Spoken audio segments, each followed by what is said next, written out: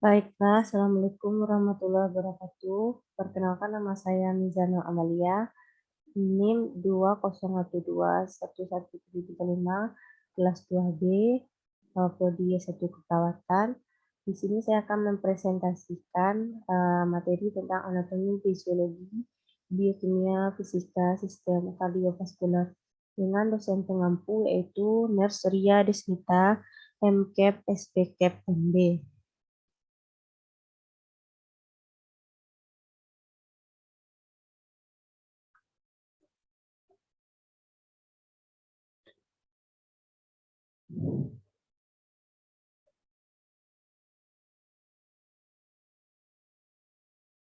Yang pertama yaitu kita akan membahas latar belakang, yaitu jantung.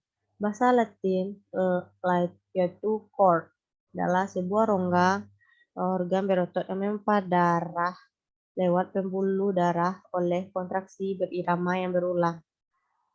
Istilah kardiak berasal dari berhubungan dengan jantung dari kata Yunani itu kardiak, jantung. Kemudian kardiovaskuler terdiri dari dua suku kata yaitu kardiak dan vaskuler. Kardiak yang berarti jantung dan vaskuler yang berarti pembuluh darah. Sistem kardiovaskuler bertugas mengedarkan darah ke seluruh tubuh, di mana darah mengandung oksigen dan nutrisi yang diperlukan sel atau jaringan untuk metabolisme. Sistem kardiovaskuler juga membawa sisa metabolisme untuk dibuang melalui organ-organ ekskresi. Sistem kardiovaskuler merupakan suatu sistem transport tertutup yang terdiri atas jantung yang berfungsi sebagai pemompa yang melakukan tekanan terhadap darah agar dapat mengalir ke jaringan. Pembuluh darah berfungsi sebagai saluran yang digunakan agar darah dapat didistribusikan ke seluruh tubuh. Darah berfungsi sebagai media transportasi segala material yang akan didistribusikan ke seluruh tubuh. Itu kita akan membahas sistem kardiovaskular terlebih dahulu. Sistem kardiovaskular merupakan organ sirkulasi darah yang pada prinsipnya terdiri dari jantung, pembuluh darah, dan saluran linfus. Sistem ini berfungsi untuk mengangkut oksigen, nutrisi, dan zat-zat lain untuk didistribusikan ke seluruh tubuh, serta membawa bahan-bahan hasil akhir metabolisme untuk dikeluarkan dari tubuh. Inilah gambar dari pusat jantung dan sistem kardiovaskular. Kemudian itu komponen sistem kardiovaskular. Sistem kardiovaskuler terdiri atas organ jantung dan pembuluh darah. Fungsi sistem ini dapat dianalogikan dengan sistem pengairan di rumah tangga, di mana organ jantung berperan sebagai pompa dan pembuluh darah berperan sebagai salurannya atau pipanya. Sistem ini bertanggung jawab untuk mentransportasikan darah dan zat yang dikandungnya ke seluruh bagian tubuh manusia. Lanjut, sistem kardiovaskuler merupakan sistem tertutup, artinya darah yang ditransfusikan akan berada di dalam jantung dan pembuluh darah tidak dialirkan keluar pembuluh darah. Berdasarkan arah aliran darah, maka pembuluh darah dapat dikelompokkan menjadi dua, yaitu yang pertama adalah pembuluh darah yang meninggalkan jantung, arteri, dan pembuluh darah yang menuju jantung, yaitu vena.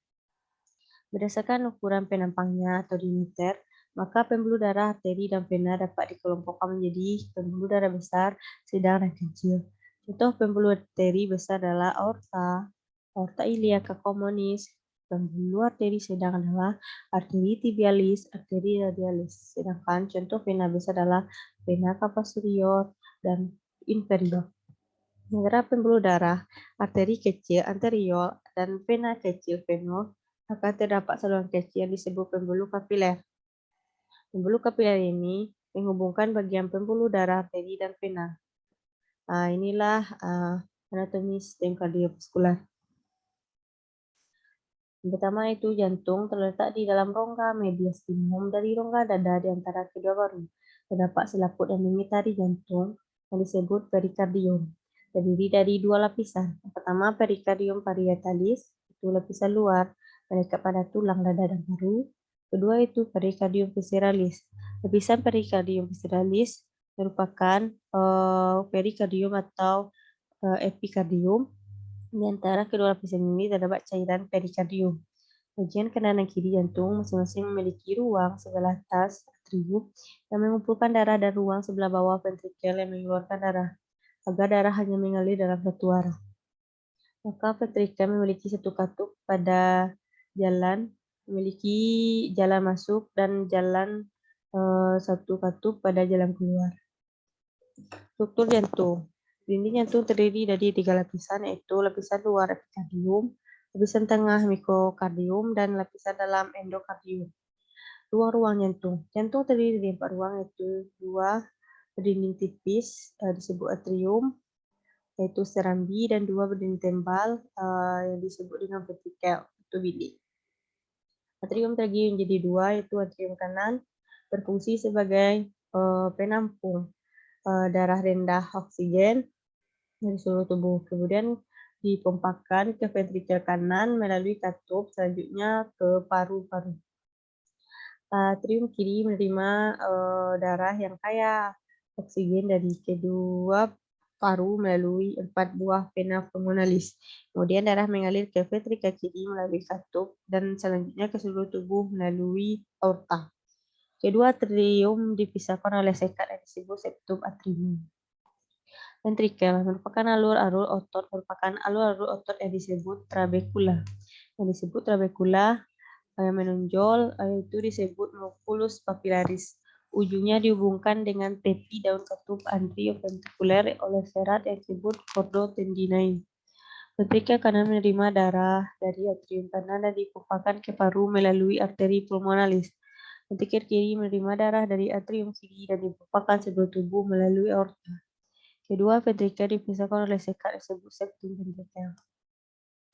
Sirkulasi fungsi sistem. Kardiovaskular ada 2 sistem, yaitu sirkulasi sistemik, yaitu mengalir darah ke berbagai tubuh, 2 memenuhi kebutuhan organ yang berbeda, 3 memerlukan tekanan permulaan yang besar, 4 banyak mengalami tahanan, dan 5 kolom hidrostatik panjang. Sedangkan 2 yaitu sirkulasi pulmonal. Yang pertama hanya mengalirkan darah ke paru, hanya berfungsi untuk paru, mempunyai tekanan permulaan yang rendah, hanya sedikit mengalami tahanan, kolom hidrostatik pendek.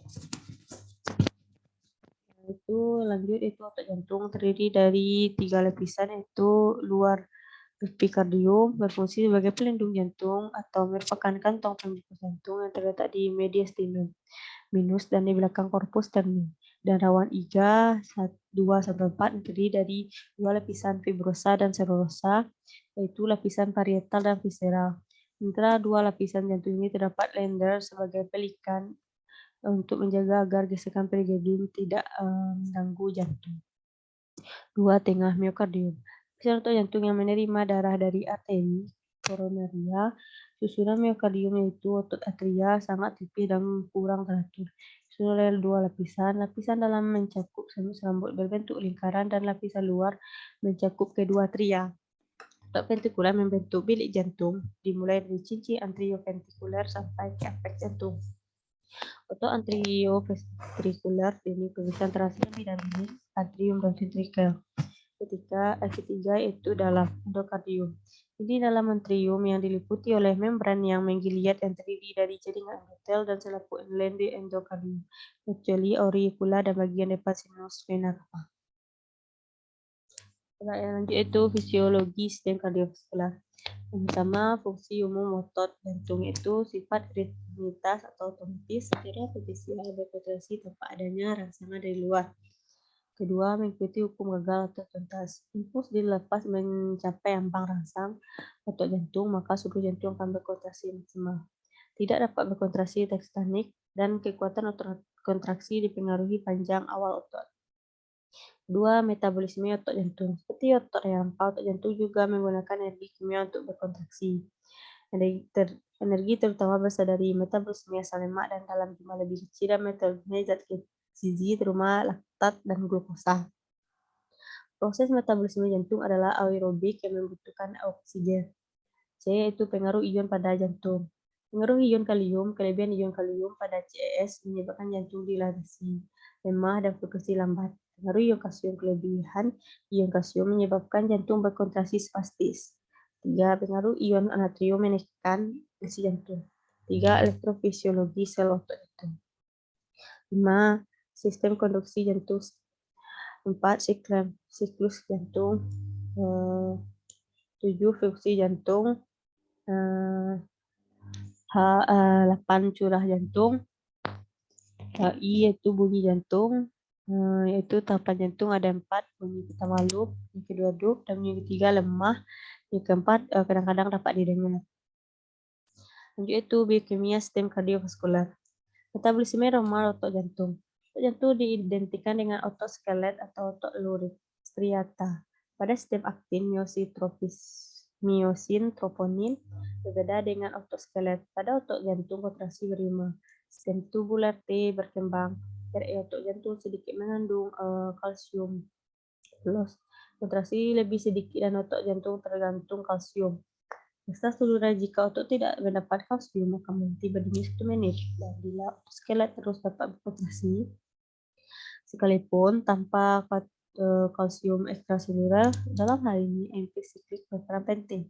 Peran NCAMP itu memodelasi kadar intraseluler kalsium. Protein kinase akan memfosforilisasi protein pengangkut dalam sarkolema, pengatur tromponin, trombomyosin, dan pengaruh kadar intraseluler kalsium. Ion kalsium memasuki meiosis lewat saluran kalsium dan meninggalkannya lewat penukar natrium kalsium dan kalsium admin ATPase. Ion kalsium yang berperan kontraksi otot jantung dalam pengaturan keluar masuk meiosis. Inilah gambaran biokimia kardiovaskular.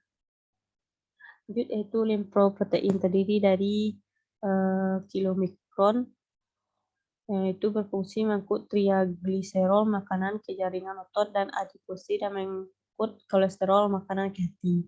Kemudian VDL yang berfungsi membawa kolesterol makanan di hati dan tak yang mengisikan hati ke pembuluh darah di jaringan otot dan di adiposit. 3. LDL. LDL berfungsi mengangkut kolesterol ke hati dan ester kolesterol ke jaringan ekstrahepatik. 4. HDL. HDL disintesis di intestinum hanya apoprotein A dan hati yaitu apoprotein C dan E. 5. Kolesterol berfungsi membentuk struktur esensial membran sel, sisa luar lipoprotein plasma dan unsur utama batu empedu. 6. Garam. Asam empedu. Asam empedu primer disintesis dari kolesterol. Asam empedu primer terdiri atas asam folat dan asam kenodeoksilat. Asam empedu sekunder itu asam deoksikolat dan asam dikolat. Asam empedu primer masuk ke getah empedu dalam bentuk tergulasi glisin dan taurin. 7. Aterosklerosis adalah mengerasnya pembuluh arteri penyebab deposit lipid, umumnya kolesterol ester. Lokasi jaringan ikat dinding pembuluh arteri. Biofisika sistem kardiovaskular. Pertama yaitu listrik jantung. Yaitu A. Aliran listrik dari massa sensitium otot jantung. Seluruh massa sensitium otot jantung terangsang. Semua bagian luar sel otot itu bermuatan positif dan bagian dalam bermuatan negatif. Begitu suatu daerah sensitium jantung terpolarisasi, muatan negatif akan bocor keluar dari serbuk otot dan mengalami depolarisasi sehingga daerah permukaan ini menjadi elektronegatif. Karena proses depolarisasi menyebar ke segala arah melalui jantung, perbedaan potensi yang tampak hanya menetap selama beberapa ribu detik, dan perhitungan voltase yang sebenarnya hanya dapat dilakukan dengan alat perekam yang berkecepatan tinggi. B. Aliran arus listrik yang mengelilingi jantung pada dada atau paru. Walaupun sebagian besar paru terisi oleh udara, tapi dapat juga mengantar arus listrik yang cukup besar, dan cairan terdapat dalam cairan lain yang terletak di sekeliling jantung juga dapat mengantarkan arus listrik dengan mudah. Oleh karena itu, sebenarnya jantung terendam di dalam media yang konduktif. Bila satu bagian ventrikel mengalami depolarisasi, maka daerah ini akan menjadi elektronegatif. Dibandingkan bagian lainnya, aliran listrik akan mengalir dari daerah yang terdepolarisasi menuju ke daerah yang terpolarisasi melalui jalur melingkar yang besar kenegatifan dan mengalir ke bangsal jantung dan arus listrik rata-rata dengan kepositifan dan mengalir ke bagian atas. Selama berlangsungnya sebagian besar sisa proses depolarisasi, arus juga tak mengalir menurut arah penyebaran yang sama. Sementara devaskulasi menyebar dari permukaan endokardium keluar melalui massa otot ventrikel. Kemudian sesaat sebelum proses devaskulasi selesai melintasi ventrikel, selama kira-kira 0,01 detik, rata-rata aliran arus listrik ini akan terbalik. Ini akan mengalir dari apeks ventrikel menuju ke bagian basal. Sebab bagian jantung yang paling terpolarisasi adalah dinding bagian luar ventrikel yang dekat dengan basal jantung. Jadi pada ventrikel jantung yang normal selama seluruh siklus devaskulasi harus mengalir dari negatif positif, terutama dari arah massa jantung menuju apeks, kecuali pada bagian akhir dari proses devaskulasi. Kedua itu fitofositas pembuluh jantung. Pembuluh arteri, vena, dan sistem. Pertama itu pembuluh darah arteri atau nadi. Misalnya dari bilik kanan disebut sebagai pembuluh pulmonalis yang bertugas membawa darah yang terkontaminasi karbon dioksida dari setiap bagian tubuh menuju paru-paru. Kedua, pembuluh darah vena atau balik. Pembuluh darah yang datang menuju serambi jantung bersifat tipis dan elastis. Pembuluh vena cava anterior adalah pembuluh balik yang berasal dari bagian atas tubuh. Pembuluh vena cava pulmonalis adalah pembuluh balik yang berasal dari bagian tubuh. Tiga yaitu pembuluh darah kapiler. Pembuluh darah kapiler adalah ujung yang berada di paling akhir dan pembuluh arteri. Jaringan pembuluh darah kapiler membentuk suatu anyaman rumit di mana setiap milimeter dari suatu jaringan memiliki kurang lebih sekitar 2000 kapiler darah. Itulah hasil presentasi saya dengan judul materi anatomi, fisiologi, biokimia, grafika, dan kardiovaskular. Untuk itu saya ucapkan terima kasih.